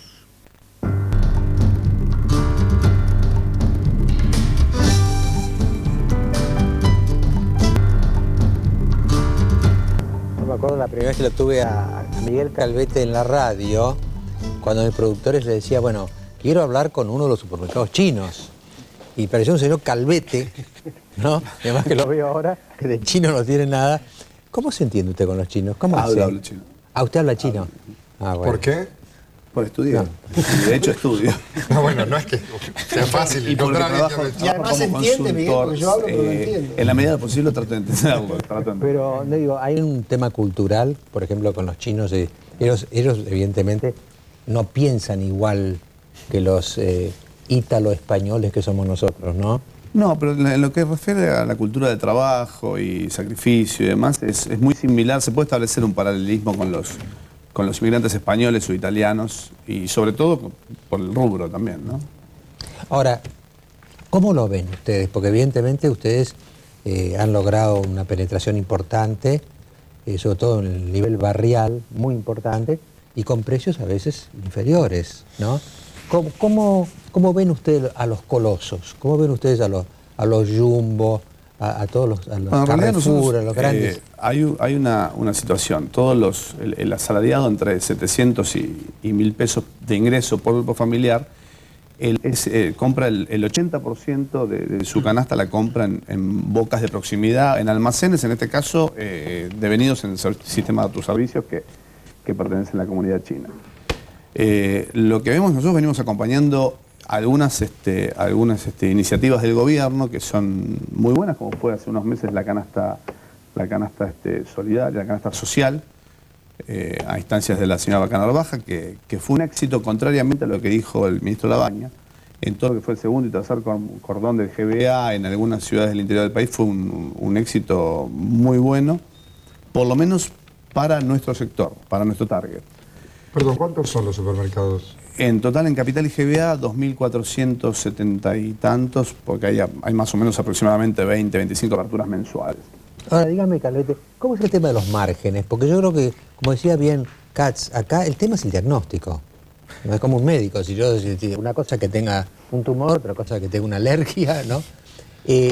¿Cómo son los márgenes reales? Por ejemplo, ustedes, como supermercados chinos, necesitan un margen entre compra y venta de cuánto, y cuánto necesita Coto. Es decir, ¿cuál es el margen dos real? Unidades económicas, tenemos varios economistas acá en la mesa, son dos unidades económicas distintas. Las nuestras son bocas de proximidad, son bocas entre 100 y 300 metros, tienen un promedio de entre 1.8 y 2,2 empleados por boca, están autogestionadas por lo general por sus propios dueños o sociedades familiares. Son como almacenes grandes. Para digamos. establecer un paralelismo, como bien le decía, con los españoles que a principios del siglo empezaron a poner despensas y almacenes. No tienen toda la carga de costos de lo que son las estructuras burocráticas, para llamarlo de alguna manera, de las grandes cadenas, estructuras gerenciales, estructuras de marketing, el tema publicitario. Nuestra carga publicitaria por lo general es en el barrio, es el boca a boca, es el estar en contacto permanente con el vecino, ¿no? Que es a quien le damos la cara. Por eso todo este tema de corridas inflacionarias nos afecta directamente, mucho más que tal vez a las grandes cadenas. Respecto a lo que dijo el presidente Kirchner en su momento sobre la cartelización, hubo en gran parte una cartelización. Pero bueno, bienvenida sea esta presión para que las grandes cadenas bajen ese 15% o reacomoden ese 15%. Pero en realidad es un reacomodamiento, ¿por qué? Porque realmente bajando un 15% sin participación de la industria, están reconociendo que los precios realmente estaban inflados. La industria todavía no se expidió. Las grandes cadenas están pidiendo que colaboren en un porcentaje para compartir ese 15% en partes iguales o lo que fuera. Hay otros actores que todavía no se han sentado con la ministra Micheli. ¿Por qué? Porque todos los autoservicios, las despensas, los almacenes, la Federación de Almaceneros y demás, además de CASRES, de la Cámara de Autoservicios Chinos, un 60% de sus compras se realizan mayoristas todavía la Cámara de Mayoristas o los mayoristas individualmente, que no son muchos, no se han sentado también, porque teóricamente tienen que recibir ese traslado de ese descuento por parte de la industria, en el caso de que la industria comparta ese costo, ¿no? Por otra parte está también la Asociación de Distribuidores, AMAIDI, que es otro de los actores. Es decir, acá lo que creo que hay que hacer, la iniciativa del gobierno me parece estupenda. El control, recién estábamos escuchando a la diputada Stolbizer, me parece que el gobierno tiene la capacidad de control, tal vez no a través de los intendentes, a través de las subsecretarías y de defensa del consumidor, lo ha logrado con la canasta solidaria. Creo que hay que especificar para darle claridad a la gente cuáles son los artículos. No hablemos de 250 artículos, hablemos de una canasta entre 50 y 100 artículos que con eso creo que eso sí se puede llegar a establecer. Ahora, hay dos cosas. Una, algunos dicen que los autoservicios chinos en general no tienen el mismo nivel de cumplimiento de impuestos que las grandes cadenas. Son unos argumentos que las grandes cadenas usan habitualmente y por eso lo pregunto. Y lo otro es un artículo que me pareció muy interesante de Nadina Cañarás en La Nación, un estudio de la Fundación Mediterránea, de todas las aduanas interiores que hay en la provincia de Buenos Aires, en donde cada intendente cobra una tasa de abasto, en donde aquí han subido 200% en algunos casos para alimentos, o verdad que en realidad no hacen nada, simplemente le cobran un peaje a cualquier alimento o bebida que entra al municipio, digamos. ¿Eso es cierto? ¿Y cómo Bueno, bueno, son dos Porque temas. llamar a los intendentes para que controlen los precios, cuando son los creadores de los aumentos, Acá también hay una contradicción. Lo peor es que es una tasa de salubridad para el control de la higiene que tampoco se hace, Claro, que en por definitiva termina funcionando como un mecanismo recaudatorio de algo que es más parecido a un impuesto que una tasa, ¿no? Hay una superposición además. Vamos por parte respecto de tu pregunta.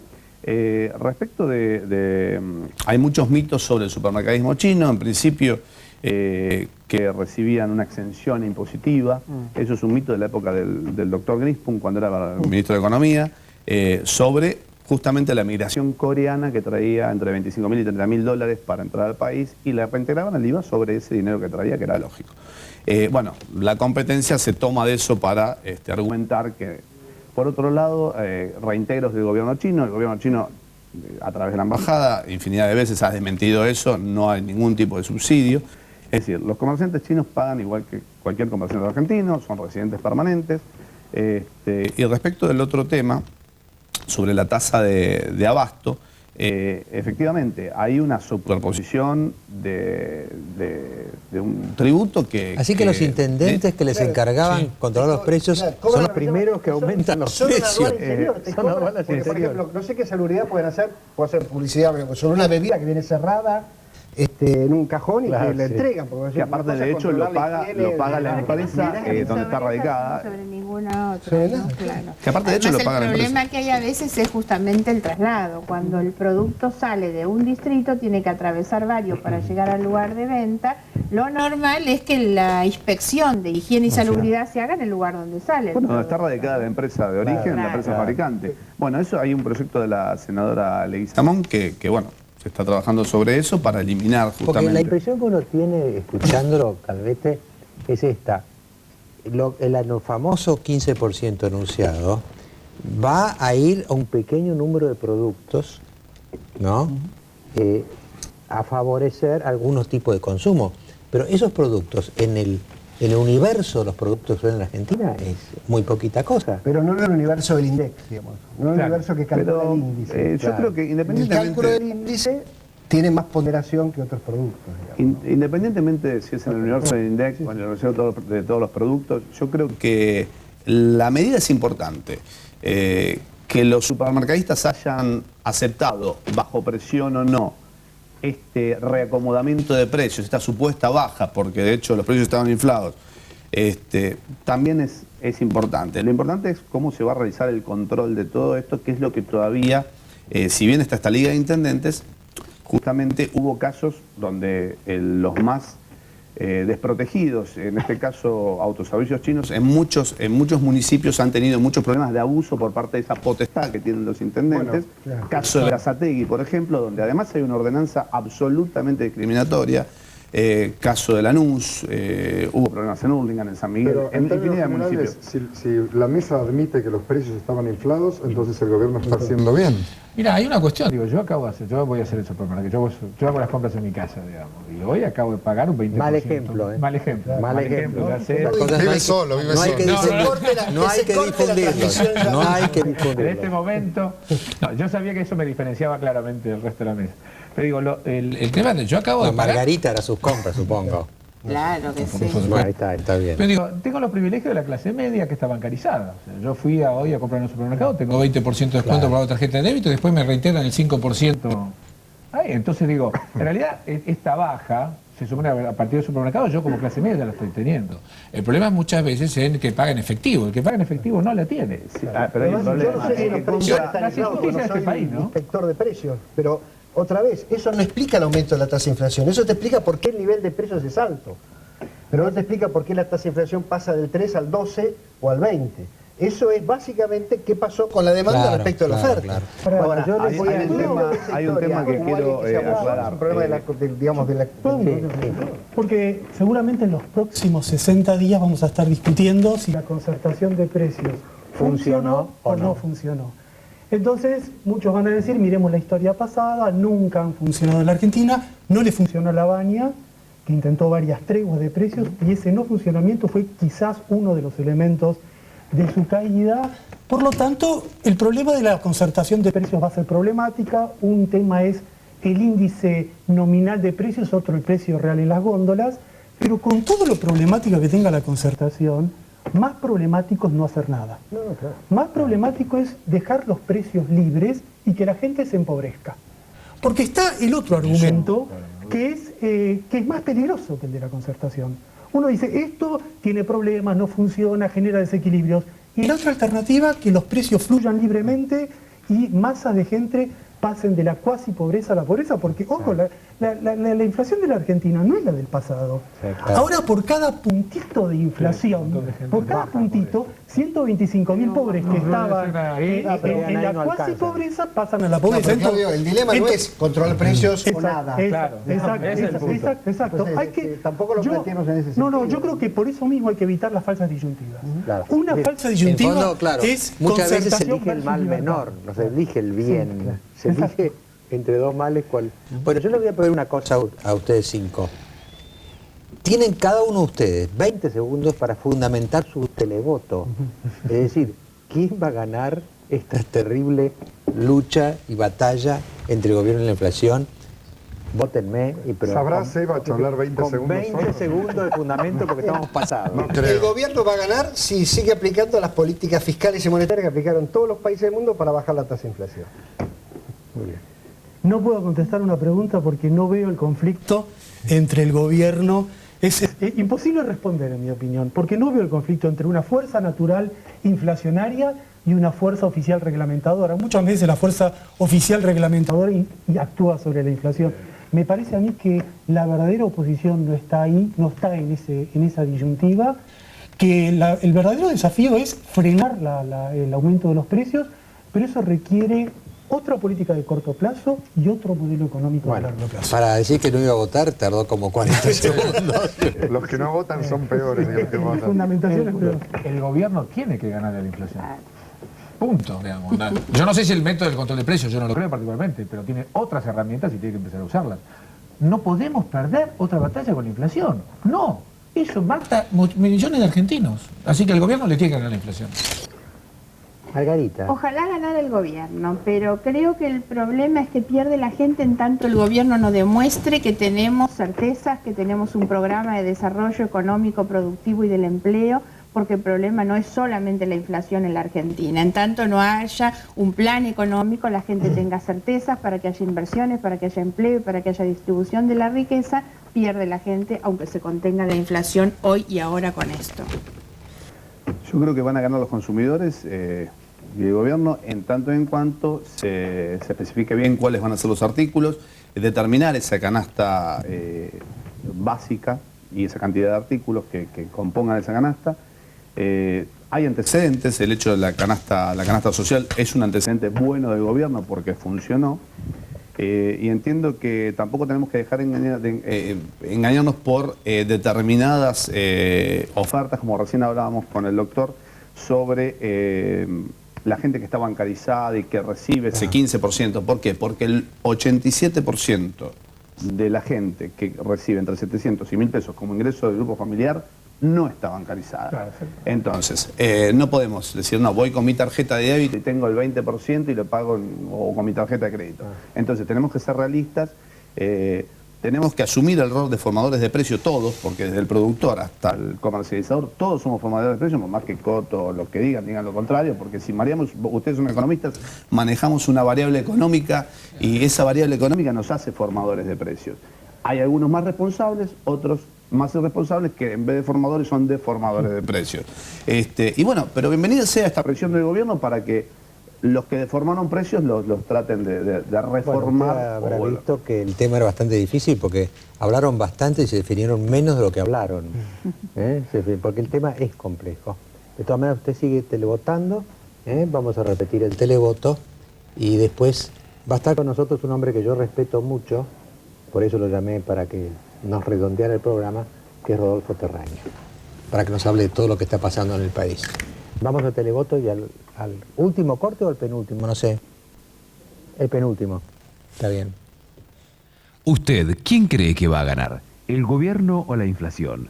Si usted cree que va a ganar el gobierno, llame sin costo adicional al 4110-4181.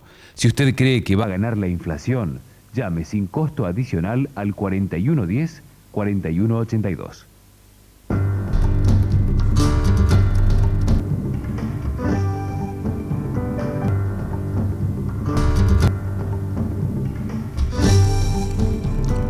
Bueno, no, yo comentábamos con Margarita Stolbizer recién, que yo veo que hay como, bueno, Rodolfo Terraño, buenas noches, como ya estabas acá, hay como cierta recomposición en la oposición, yo digo, ¿no? Porque el día de la elección parecía que la oposición estaba fragmentada, atomizada, despedazada, y desde entonces empiezan a pasar ciertas cosas.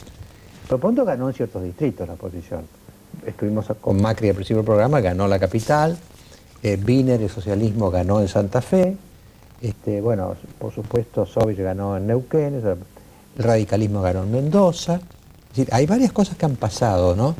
Y ahora han pasado dos cosas nuevas. Primero que el radicalismo ha renovado autoridades, viene Iglesias, ex gobernador de Mendoza, y de alguna manera Alfonsín empieza como el post-alfonsinismo en el radicalismo. Y Labaña, yo lo veo un poco como que al salir del gobierno va a reforzar un poco la oposición, porque de alguna manera se puede convertir Labaña en un punto de encuentro entre mucha gente que de un modo estaba contenta con unas cosas, pero no con otras, sobre todo con el autoritarismo que está mostrando Kirchner, y Labaña podría ser un punto de convergencia, ¿no? Así que veo algunas cosas positivas del lado de la oposición, porque el país tiene un gran desequilibrio, un gobierno totalmente concentrado, centralizado, absolutamente, diría, agresivo políticamente, y una oposición fragmentada. ¿Está mejorando esa relación, Terraño? En parte, pero yo creo que necesitamos un salto mayor. Desde mi punto de vista, los responsables de la hegemonía de Kirchner somos nosotros, los opositores, ¿no? Porque opositor no es el que disiente, opositor es el que tiene capacidad de sustituir. Claro, de convertirse en alternativa. Claro, que es el que puede controlar, porque el poder solo se controla cuando tiene una amenaza. Claro. Y para eso hace falta una gran fuerza nacional, al lado de la que gobierna. Yo siempre insisto en este ejemplo, si uno era español y estaba indignado porque Aznar había metido a España en Irak, necesitaba al PSOE para sacar a España de Irak. Pero si en vez del PSOE tenía UCR, ARI, Recrear, Partido Socialista, Unión por Todos, etc., el presidente del gobierno español se llamaría Rajoy y España estaría todavía en Irak. Entonces, construir una alternativa no es simplemente ganar un distrito, ganar otro de manera individual, Yo creo que la feria de vanidades, el personalismo, la fragmentación que no obedece a distintos proyectos, a distintas ideologías, sino a una yuxtaposición de ambiciones, es algo que hay que superar, porque si no, no hay alternativa. Ahora, usted ve, recién hablaba de hegemonía del gobierno. ¿Ve una hegemonía propia de quien está construyendo poder o ve una hegemonía propia de un autoritario? Pero me parece que la caracterización de la hegemonía no es lo importante. Lo importante es evitar que la hegemonía se consolide. Y entonces, más que preocuparme por el otro, creo que yo tengo que preocuparme por mí y por quienes deberíamos estar construyendo esa alternativa. ¿Se acuerda con lo que dijo Perón cuando volvió? Porque el viejo volvió sabio, ¿no? En el 73 dijo, no es que hayamos sido tan buenos, es que los demás fueron peores. Es decir, el problema del peronismo es el no peronismo, no es el peronismo. Si no hemos podido construir una cosa mejor que el peronismo, es la culpa del no peronismo. Sí. En esa línea creo que habría que adjudicarle a la UCR tal vez la peor de las responsabilidades, ¿no? Me gusta el planteo que estás iniciando y es muy buena la frase de la Feria de las Navidades, de las vanidades. Bueno, se acercan las Estás perdonado. Yo creo que la UCR no supo integrar esas nuevas figuras que iban apareciendo, se cerró mucho en las viejas figuras, la gente se tuvo que ir. ¿Te parece que hay una responsabilidad muy grande? En parte, porque nadie se tiene que ir. Irse es también una decisión cuando uno, en vez de concebir la política como una alternativa y saber que uno tiene que luchar dentro de un gran partido nacional y que un gran partido nacional es por definición policlasista, multirregional y que los conflictos se dirimen internamente, uno quiere hacerse un partido a su imagen y semejanza. Yo también podría haber dicho, bueno, el radicalismo no me contiene, me voy. Y las encuestas me daban que si yo iba por fuera y sacaba más votos que el radicalismo. Ah, sí, pero ¿y eso? Eso tiene un techo muy bajo. O sea que el electorado te quería más suelto que ahí adentro. Sí, pero hasta un punto, porque yo siempre digo esto, un exponente de la clase media urbana, con todas ciertas características y ciertos rasgos, ¿cuál es el arquetipo con el cual se identifique el minero jujeño, el agricultor pampeano, el pescador del sur? Sí puede ese exponente de esa clase media, dentro de un partido, emerger como el representante de ese gran partido y entonces sí, todos esos otros actores se sienten identificados. Pero la idea de que se identifiquen con un arquetipo simplemente, me parece que eso destruye la alternativa. Ahora, sí. Lo cierto es que el radicalismo cayó, digamos, del lugar que ocupó a la actualidad. Y yo creo, externamente, respetando el radicalismo, creo que gran parte hay que adjudicársela a una voluntad del radicalismo de seguir siendo un partido viejo. Es decir, honroso y a toda la historia, pero negado para el dinamismo y para la creatividad. Yo estoy de acuerdo y he luchado siempre desde dentro contra eso y sostengo que la UCR se ha quedado con la marca registrada pero sin la clientela. Y me parece que lo importante es pensar en la clientela, por decirlo en términos comerciales, pensar en los votantes y pensar en los votantes de otras fuerzas que tienen también ideas en común, necesidades en común. Yo pienso que de ahora en más lo que tenemos que construir es una gran fuerza. Y eso requiere ceder en muchas de las ambiciones personales, terminar con muchas de esas vanidades, pensar en grande, no pensar en partiditos. Los partiditos no sirven para nada. Yo personalmente me dedico a escribir libros o a hacer periodismo, si es para opinar, para expresar opiniones. Claro, es lo que a veces no se marca, ¿no? La diferencia entre la crítica, que puede hacer periodismo y debe hacer el periodismo, y la oposición. Cuando uno critica, por ejemplo yo cuando critico, para tomar un caso, critico. Ahora, la oposición critica como un medio para llegar ella al poder.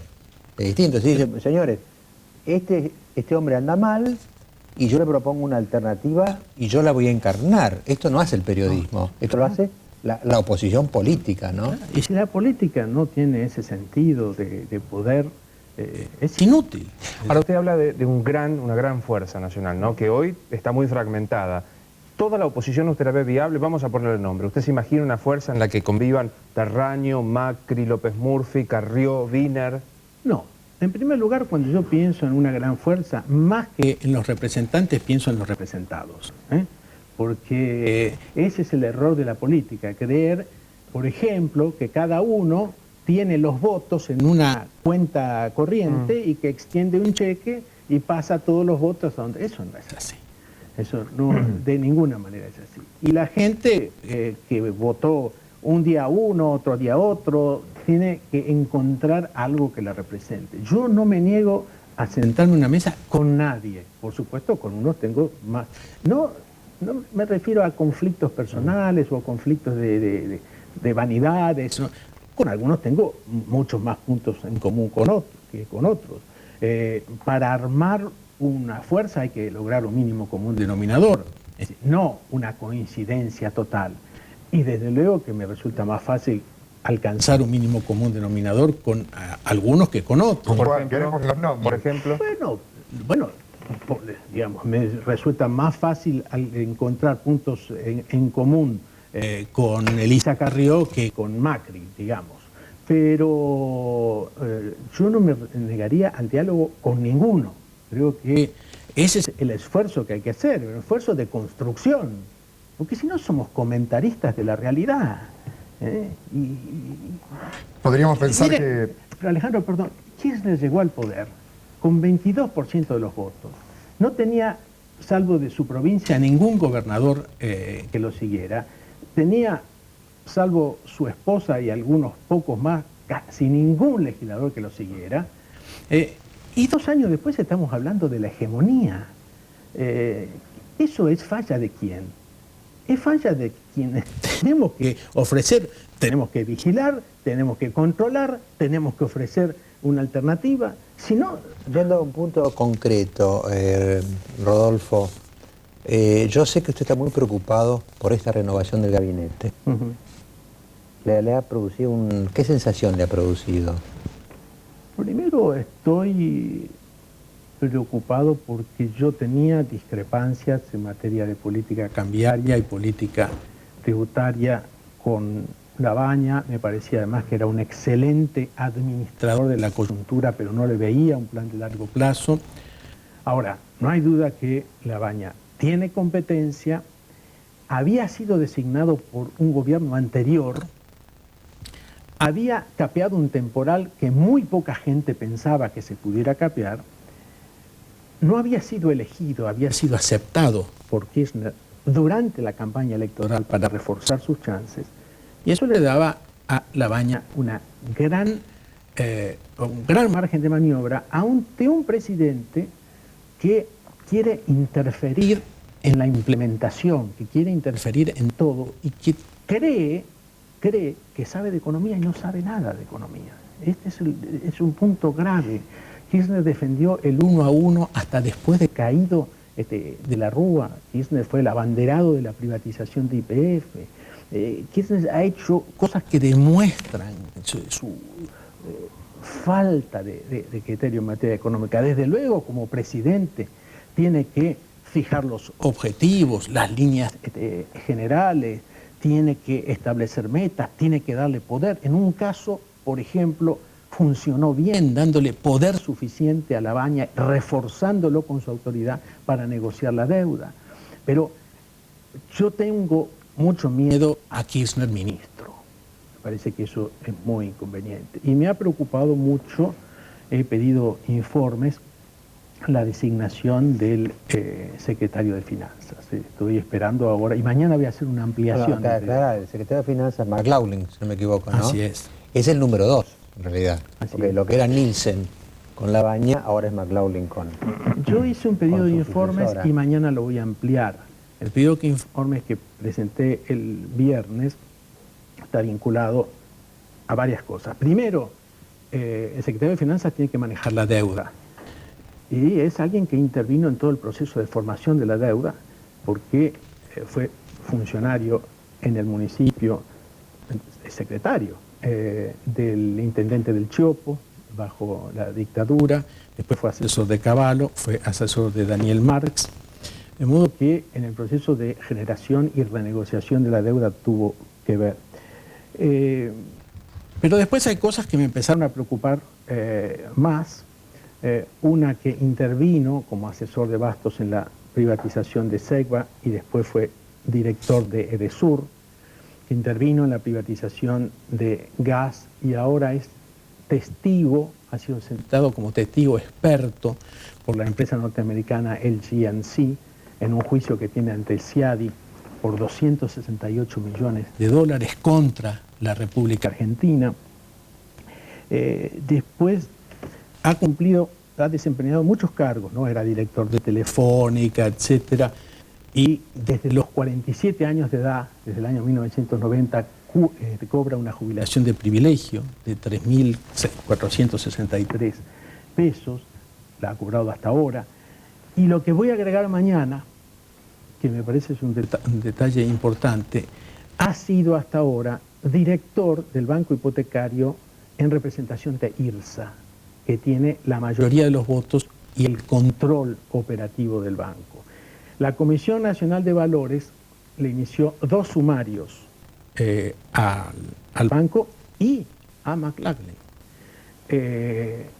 Y esto es, uno, porque distribuyeron entre directores y gerentes 30 millones de pesos cuando el banco había dado pérdida, y el otro porque se lo acusa de manipular el valor de las acciones a través de operaciones fingidas entre empresas concertadas. Bueno, creo que esto es muy importante porque la Comisión Nacional de Valores actúa dentro del ámbito de la Secretaría de Finanzas. Y usted ha presentado un proyecto de un pedido de informes. Un pedido de informes. Primero, para que toda esta información sea ratificada o rectificada en cada uno de los puntos. Puede haber algún error. Yo quiero que el Ejecutivo lo confirme. Hasta ahora, periodísticamente, lo que sí se ha confirmado es lo de la jubilación de privilegio, pero todavía los otros elementos no. Y esto que estoy adelantando respecto al banco hipotecario lo voy a presentar mañana. Senador Garraño, muchísimas gracias por su presencia, por sus criterios. Y después del corte, que será el último por supuesto, daremos el televoto y nuestras conclusiones. ¿Usted quién cree que va a ganar? ¿El gobierno o la inflación? Si usted cree que va a ganar el gobierno, llame sin costo adicional al 4110-4181. Si usted cree que va a ganar la inflación, llame sin costo adicional al 4110-4182.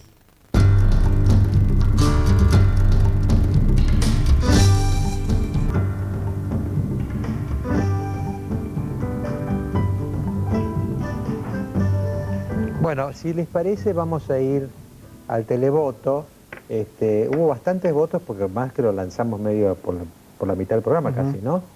Hubo 13.100 votos sobre el tema de si va a ganar el gobierno o va a ganar la inflación. Le voy a pedir a Fernando que nos dé los porcentajes. El 11% considera que va a ganar el gobierno. En cambio, el 89% considera que va a ganar la inflación. Bueno, yo tenía el sentimiento cuando hacíamos la mesa, porque en verdad todos los que estuvieron en la mesa tenían muy buena voluntad y querían que ganara. Como cualquier persona quiere que gane el gobierno, porque nadie quiere que vuelva la inflación. Pero la gente, a mí me da la sensación de que es muy realista, porque dice, mirá, acá se han hecho en los últimos 50 años 20 campañas como esta, y a todas les ha ido mal. Entonces como que el otro boxeador ganó los 19 combates anteriores. Es el sentido común popular, ¿no? Y porque me parece a mí también que hay la intuición de que el asunto es muy complicado, ¿no?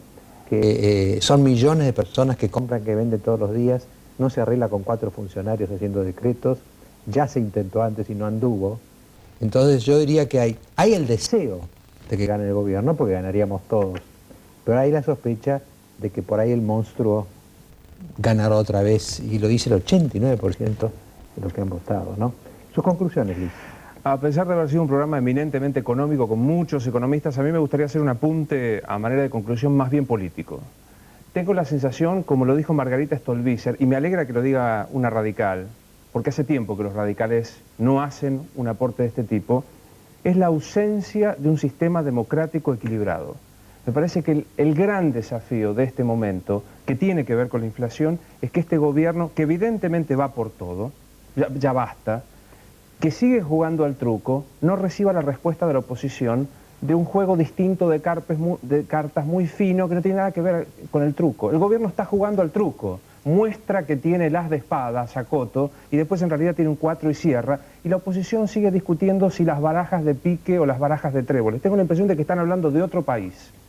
Y me parece, y coincido con lo que usted decía, que la sensación de la gente es que no va a ganar el gobierno la inflación, no porque sea derrotista, sino porque teme que se trate otra vez más de un ejercicio político de concentración de poder a donde a nadie le importe lo que nos pasa a la gran mayoría, los ciudadanos de a pie, que saben que seremos los que padezcamos la inflación, mientras los funcionarios siguen jugando al truco, al póker o a qué sé yo, cosa que nosotros no jugamos. Y es un contexto dramático, porque sube un punto en la inflación y sube en varios puntos la pobreza. 125.000 hay una personas. cantidad de argentinos que están ahí, ¿no? Entonces, le sube un punto la inflación y ya cambian de categoría con los ingresos fijos que tienen, ¿no? Claro. Es muy dramático esto, no es simplemente un juego político intrascendente, ¿no? Alejandro. Aparecieron dos problemas que me interesa seguir pensando y quiero mencionarlos brevemente. Por un lado, yo siempre venía preguntándome qué pasó con esas decenas de partidos que habían aparecido en las elecciones y que por supuesto no sacaron ningún resultado favorable, ¿no? Cuando recién con el senador Terraño se hablaba aquí de esos partiditos, creo que dijo él, ¿no? Y marcó la diferencia entre hacer un partidito o hacer periodismo, digamos, la similitud entre llevar un partidito o hacer periodismo, cosa que dijiste vos en realidad. Si uno va a dar ideas es más o menos lo mismo, Claro. o es hasta mejor probablemente hacer periodismo. Pero se trata de otra cosa en la política, es decir, no de una exposición racional de contenidos, sino de participar carnalmente en la lucha por el poder. Y eso requiere otra mecánica y es otra dinámica completamente distinta. De manera similar, si vamos a hablar del tema de los precios, con la poca voz que tengo igual quiero decir, yo creo que en ese caso hay que pasar de una racionalidad moral que supone que el problema de los precios es la lucha entre el bien y el mal, a una observación mucho más sutil, mucho más refinada, que entiende que la sociedad es un organismo complejo y hay que intervenir con un arte inmenso para lograr ciertos resultados. Entonces, el problema moral a mí me parece siempre una especie de simplificación del asunto y hay que ser capaz, el gobierno tendría que ser capaz, la sociedad tendría que ser capaz de una visión mucho más refinada. Pero pensemos, Alejandro, que en las sociedades muy avanzadas económicamente, el gobierno toca la tasa de interés y cambia la economía. Es decir, saben dónde tocar. Acá se toca por todos lados, es como un cirujano chanta que empieza a abrir por acá, abrir por allá, y hay que tocar ahí, ¿no? Quizás hay que tocar justo, y creo que el mérito de La Baña fue que era muy restringido en cuántas cosas tocar. Tocaba muy poquito, con mucha prudencia, ¿no? Bueno, y a mí también me impresionó una parte de la conversación con Terraño, porque me acordé de una lectura mía hace años, que una vez Ortega y Gasset, cuando escribía, yo lo leí después, claro, ¿no? Pero escribía en los años 20 sobre el tema de que en Europa crecían el fascismo y el comunismo, ¿no? Porque el comunismo crecía en Rusia, en Europa Oriental, el fascismo en Italia, el nazismo en Alemania, y entonces él decía, cuando yo veo que crecen todos los movimientos antidemocráticos, no me pregunto por ellos, me pregunto qué están haciendo los democráticos. Es decir, qué es lo que no se está haciendo del otro lado para permitirle crecer a estos gérmenes. Como uno dice, bueno, si yo caigo todo el tiempo en gripe, si tengo un virus y no puedo resistir, algo pasa conmigo, no con la gripe o con el germen, ¿no? Y me parece que lo que apuntaba Terraño era un poco a eso, este crecimiento del kirchnerismo, que ha nacido de la nada casi, y ahora es una fuerza dominante, con una ambición de poder absolutamente ilimitada, como se ha visto con el cambio de gabinete. Ya no hay nadie que le vaya a decir a Kirchner, señor, no estoy de acuerdo, que es lo que decía La Baña, ¿no? Nadie. Todos van a decir, sí señor, sí señor, sí señor. Esto que crece, entonces uno puede decir, bueno, ¿me preocupo por el kirchnerismo que crece? ¿O me preocupo por la falta de consistencia de los que deberían contenerlo y equilibrar el sistema? ¿Dónde están los republicanos? ¿Dónde están los democráticos? ¿No? Esto que decía Terraño, bueno, están en la UCR, bueno, la UCR parece que se quiere renovar. Están en el socialismo, bueno, el socialismo domina en Santa Fe en algunos lugares. Están en el PRO, pues el PRO dominó la capital. Están en Carrió, Carrió domina algunos sectores. Es decir, hay una cantidad de oposiciones y no hay ninguna oposición. Lo que decía muy bien Terraño, opositor es aquel que disiente del gobierno ofreciéndose al mismo tiempo como alternativa al gobierno. Si no, no es oposición, ¿no? Entonces lo que tenemos son comentaristas por ahora, pero ninguna oposición. Y esto es lo que debería equilibrar el sistema. Y además, al propio Kirchner le convendría que hubiera un sistema completo. Pues entonces se gana, se pierde, pero uno está en un sistema que no tiene desequilibrios y que no pasa como en la Argentina ha pasado en los últimos años, que o se tiene todo el poder o después el derrumbe. Nosotros no queremos un presidente con todo el poder al que suceda un derrumbe. Queremos un sistema equilibrado, como decía Terraño, que se puedan alternar unos con otros, todos como parte del mismo sistema. El día que tengamos eso, la Argentina creo que crece económicamente en forma, digamos, ilimitada, porque somos un país lleno de recursos. Lo que pasa es que el que viene a invertir dice, bueno, Kirchner me agrede, no vengo. Me arreglo con Kirchner, vengo. Pero el que venga después, ¿seguirá conmigo o hará todo lo contrario de lo que hizo Kirchner como Kirchner está haciendo con Menem? Un país en esas condiciones políticas de inseguridad hacia el futuro no tiene grandes inversiones. Tiene inversiones ocasionales, pero no grandes inversiones que vengan a quedarse, como vinieron nuestros abuelos, de hecho, de paso, vinieron a quedarse, ¿no? Entonces viene bien para todos, pero claro, la culpa de que no esté ocurriendo no es solo de Kirchner, es de todos aquellos que deberían converger para equilibrarlo. Me parece que ese es el diagnóstico de un programa como el de esta noche. Bueno, muchísimas gracias. Es cerca de la 1, no queremos abusar. Siempre decimos lo mismo, no queremos abusar de su tiempo, pero normalmente abusamos. Hasta el domingo.